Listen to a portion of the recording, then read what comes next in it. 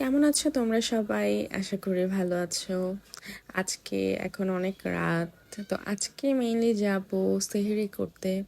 এখন রাত 12টা 15 বাজে। আমি এখন বাসা থেকে বের হব, আর বের হয়ে আমার আপুর বাসায় যাব।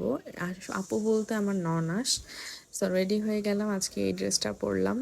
তো আমরা মেইনলি এখান থেকে আপুর বাসায় গিয়ে আর ওদেরকে রিসিভ করব। আমরা একসাথে যেহেতু যাব, তাই আর কি আমি আগে বাসা থেকে বের হব।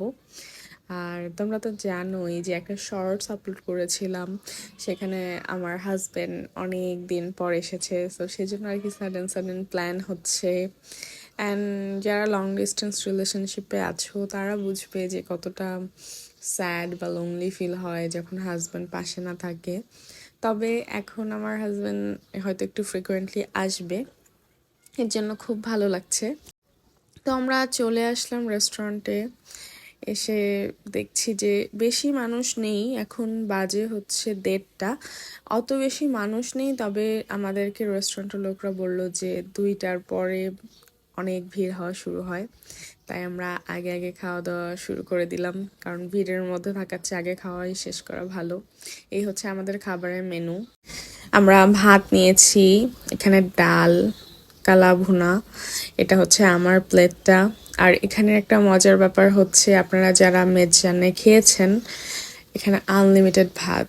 আর ওদের কালা ভুনাটা বেশি স্পেশাল, মেজবানটা আমার কাছে অত বেশি ভালো লাগেনি, তবে কালা ভুনাটা বেস্ট। আপনারাও চাইলে ট্রাই করে দেখতে পারেন। দেখেন এখানে বেশি মানুষ নেই। তো আমরা এখানে খাওয়া দাওয়া শেষে এখন একটু আসলাম চা খেতে। আমি যদিও ওরকম চা খাই না, তবে আমি একটা জুস নিয়ে নিলাম। অনেকদিন ধরে তরমুজ খেতে ইচ্ছা করেছিল, তাই একটা তরমুজের জুস নিয়েছি। বাট এটার ভিতরে এত চিনি দিয়েছে, অত বেশি ভালো লাগেনি, অ্যাভারেজ। তো তারপরে ভাবলাম একটা আইসক্রিম খাই। সারাদিন যেহেতু রোজা রাখি, রাতে অনেক কিছুই খেতে ইচ্ছে করে। তো ভাবলে আইসক্রিমে অত বেশি কিছু নেই, তাও খাই। এই তো আমাদের খাওয়া দাওয়া শেষ, এখন আসলে চলে যাব বাসায়। অনেক রাত হয়ে গেছে, অলমোস্ট 3:30। তো এই ছিল আজকের ভিডিওটি, এবং আমার এখন থেকে আরো নতুন নতুন ভিডিও আসবে। দেখা যাক কি কি শেয়ার করতে পারি। আর আমার অনেকগুলো ভিডিও পেন্ডিংও আছে, সেগুলোও দিব। সবাই ভালো থাকবেন অ্যান্ড সাবস্ক্রাইব করবেন। আর কারা কারা সেহরিতে রাতে প্ল্যান করেছেন বা করবেন, অবশ্যই কমেন্টে জানাবেন।